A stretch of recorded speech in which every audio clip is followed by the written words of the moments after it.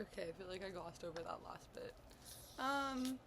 I've been wanting to do this for a while, but it kind of sucks. For like 3 years of my life, maybe four, um, I was with a very extremely abusive individual. Um, at first, it never starts off like that. It was just kind of weird. We kind of fell into a relationship. He lived nearby. I wasn't doing well. I had just lost someone, and it was after I had just lost two people before that, like both my childhood best friends. Done. Then my like stepdad passed away, and then my grandmother was actively dying. So I just wasn't in a great mental space. And when I'm not in a great mental space, I tend to self isolate and push people out. Um, but this time I kind of just like self isolated and just let shit happen to me. So he didn't really have to do like the isolation bit that is typical of an abusive partner. I mean, I still went to work. I moved back home for a year with my family, who had moved to Penetanguishene at this point. Um, and my grandmother passed. And then things were getting kind of worse. Like he was doing like a lot of like we didn't see each other for that whole year essentially, but we were texting all the time, WhatsApping all the time, and he would just be pulling all kinds of shenanigans. And I was like, you know what? At the time, like all I really cared about was my grandmother. It was really hard to watch this once vibrant and alive, always active woman literally having the life drained out of her over the course of 4 years due to cancer. So that was my prime directive. And then once she passed, it was all about selling the house so that my grandmother wouldn't, so that she wouldn't have to worry about my grandpa being alone and shoveling Penetanguishene snow that's like up to here, like out the fucking wazoo. Um, and so I moved back in with him, and that's when it actually started getting bad. I moved back to Toronto, went back to school. Um, School was great. If it wasn't for school, but yeah, things with him got really bad. Um, really bad. And it ended up where I had to really seriously take into account safety planning and just getting myself out of that situation as quick as possible.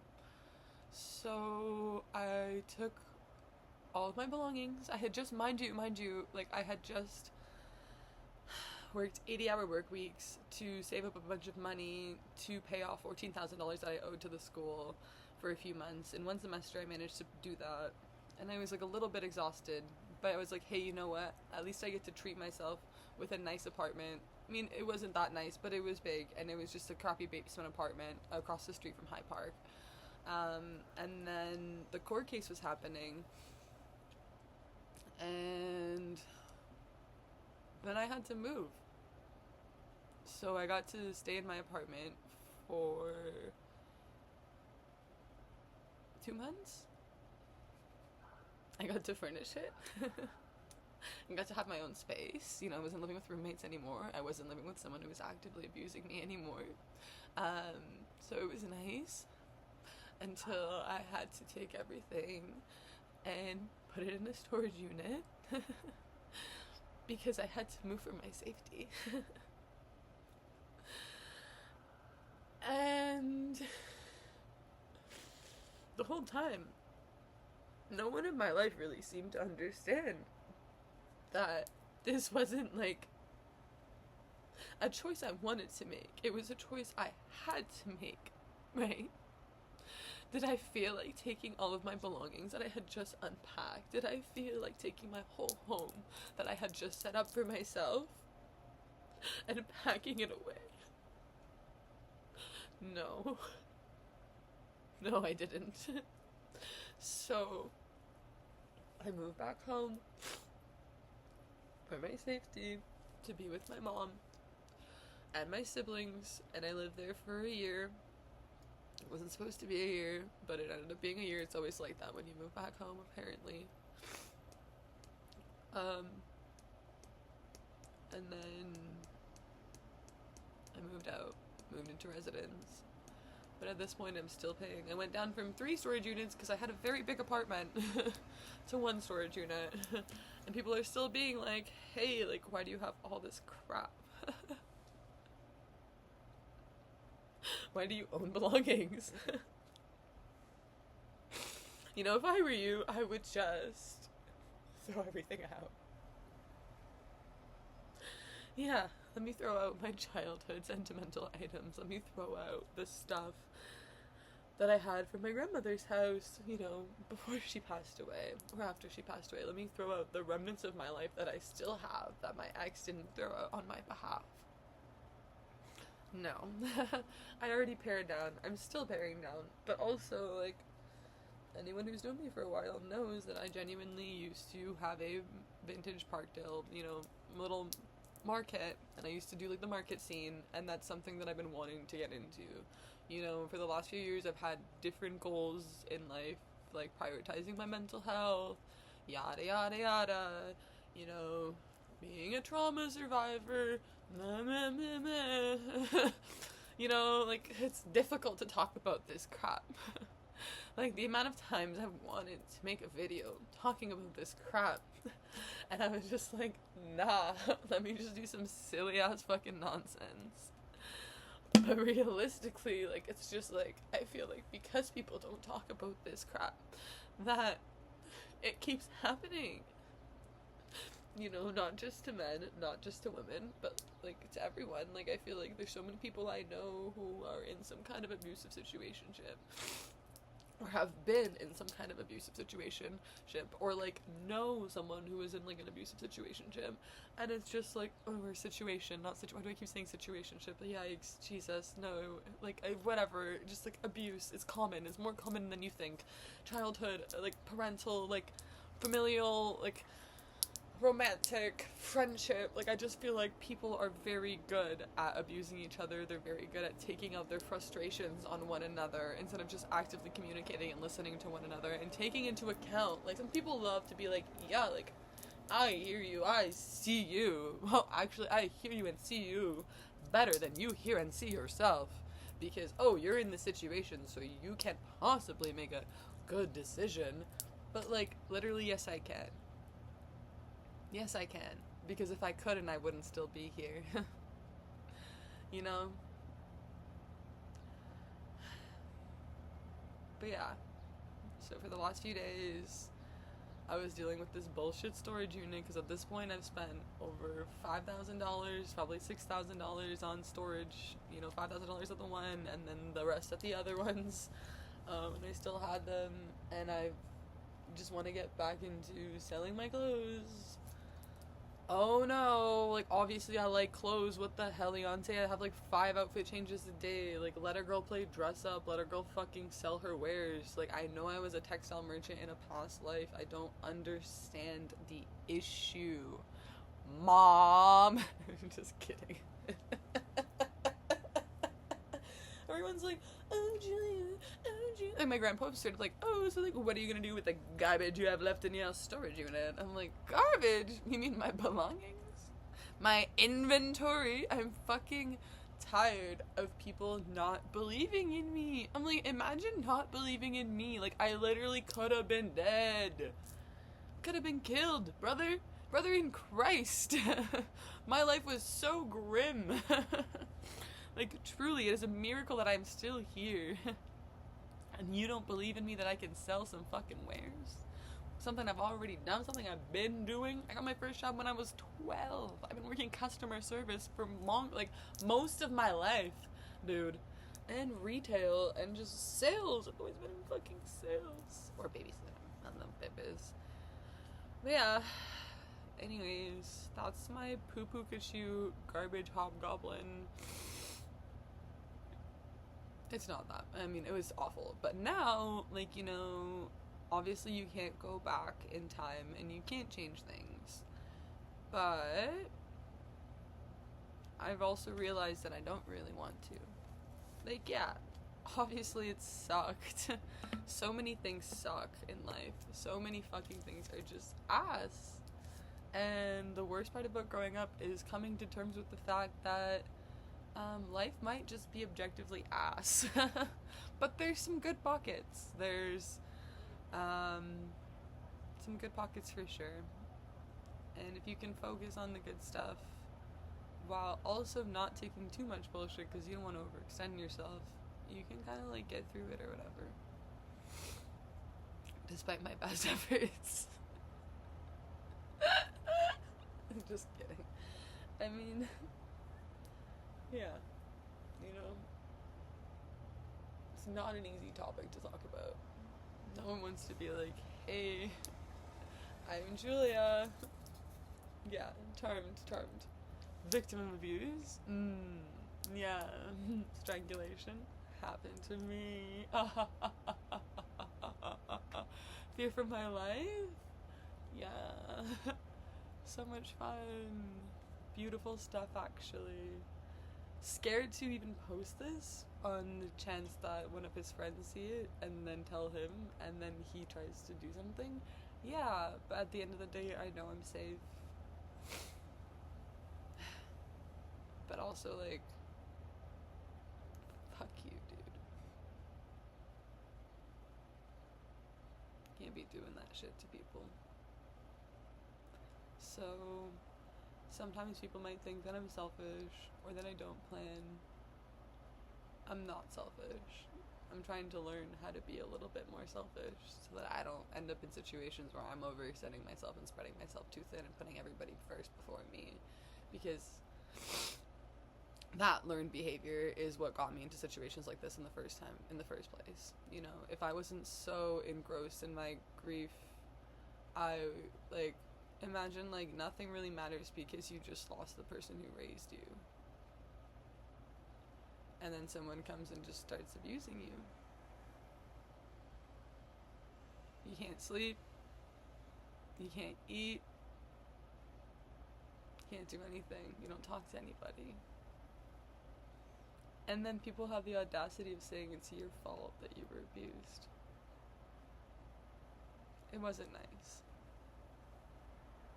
And I hope that you may never understand. I hope that if you haven't already understood what it's like having a shitty, abusive life, I hope you never have to. Because at bare minimum, everybody deserves basic human decency, and no one should ever lay hands on anyone, no one should ever insult anyone, and I just wish that by 2026, people could just fucking get along, man. Anyways, I'm fine. It's just after taking everything from the storage unit and putting it into my place, it was just like, dredging up all the memories you didn't really want dredged up in the first place. You know?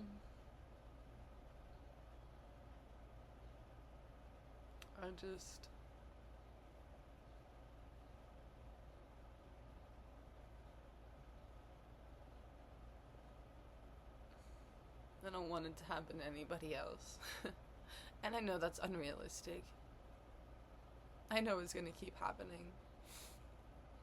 But I feel like at least I can do my piece and let people know that, like, hey, if it happened to me, it can happen to anybody. You know, I'm not special.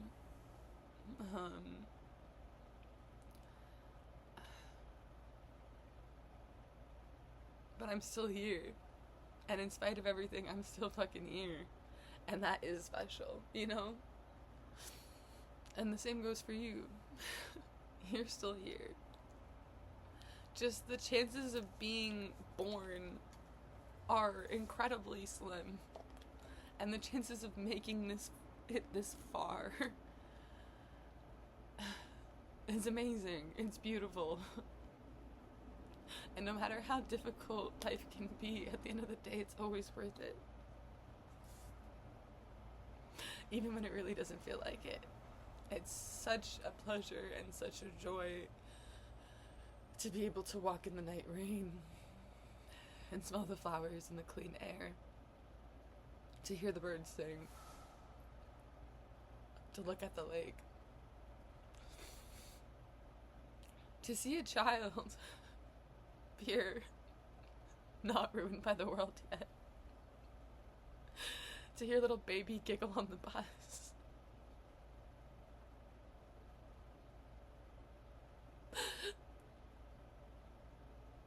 But it's hard. So hard.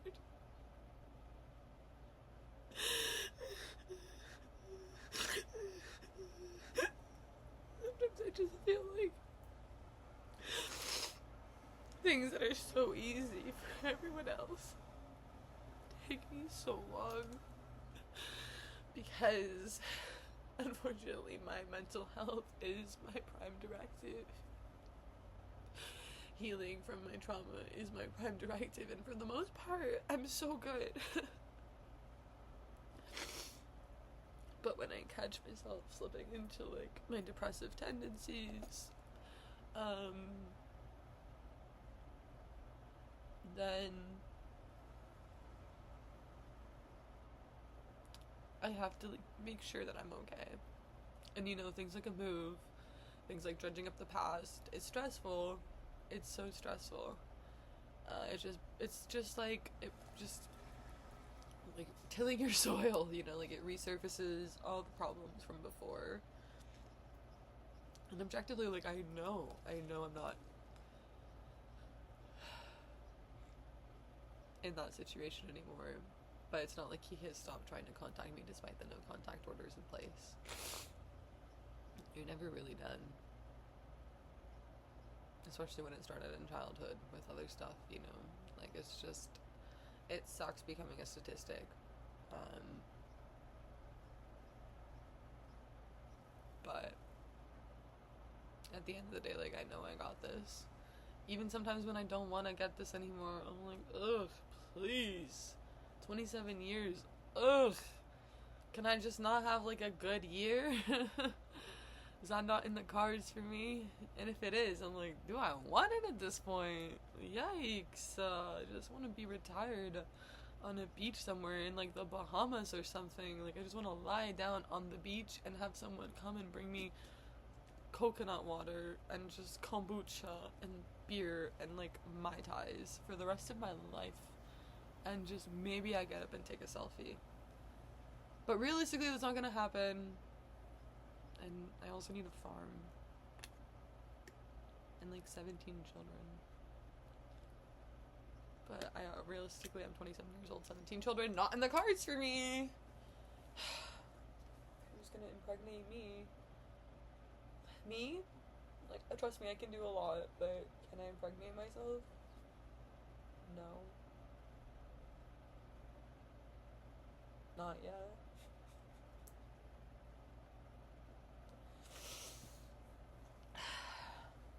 Well, now this video is 20 minutes long. I feel like the only place this could go is YouTube.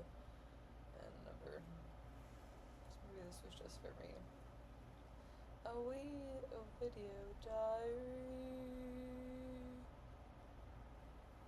Yeah, so my stepdad growing up used to beat the shit out of my family. My mom used to call me that Portuguese bitch. I'm not even Portuguese. I'd go to like kindergarten, and in the morning he'd be like, oh, when you come back, your mom's gonna be hanging from the shower curtain. So like, is it really a surprise that I ended up in a shitty abusive relationship?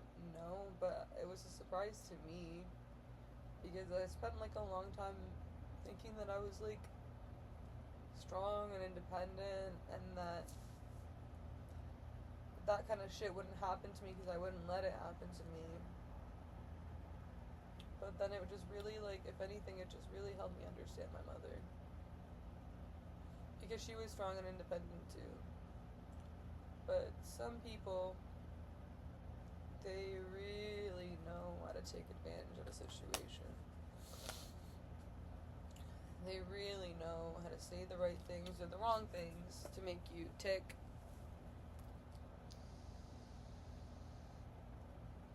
And those same people could be using that for good. But they don't.